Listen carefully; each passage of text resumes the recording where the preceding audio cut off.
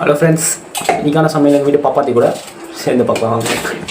Hi friends, chicken gravy எப்படி சமைக்கலாம்னு நீங்களும் கூட சேர்ந்து பார்க்கலாம் வாங்க. சிக்கன் எடுத்துக்கோங்க. கடாயில் எண்ணெய் ஊற்றிட்டு பட்டை, லவங்கம், சோம்பு, பிரிஞ்சி இலை போட்டு ஃப்ரை பண்ணிக்கோங்க. 4 வெங்காயம், 2 தக்காளி, இஞ்சி பூண்டு அரைச்சி எடுத்துக்கோங்க. அரைச்ச விழுத எண்ணெயில் போட்டு ஃப்ரை பண்ணுங்க. நல்லா வதங்கட்டும். வதங்கிட்ட பிறகு சிக்கன் போடுங்க. அது கூடவே மிளகாத்தூள், தனியாத்தூள், மஞ்சத்தூள், கொஞ்சம் உப்பு போட்டு நல்லா வதங்கட்டும். நல்லா வதங்கினதும் கொஞ்சம் தண்ணி ஊற்றிடுங்க. தண்ணி ஊற்றி கொதிக்கட்டும். இந்த பக்கம் பேன் வச்சுக்கோங்க. அதில் மிளகா, தனியா, சோம்பு, பட்டை, லவங்கம், ஏலக்காய், முந்திரி, கொஞ்சம் கருவேப்பிலை போட்டு நல்லா ப்ரௌனிஷ் ஆகட்டும். வறுத்து எடுத்த பிறகு கொஞ்சம் ஆறுனதும் மிக்சியில் போட்டு அரைச்சி எடுத்துக்கோங்க.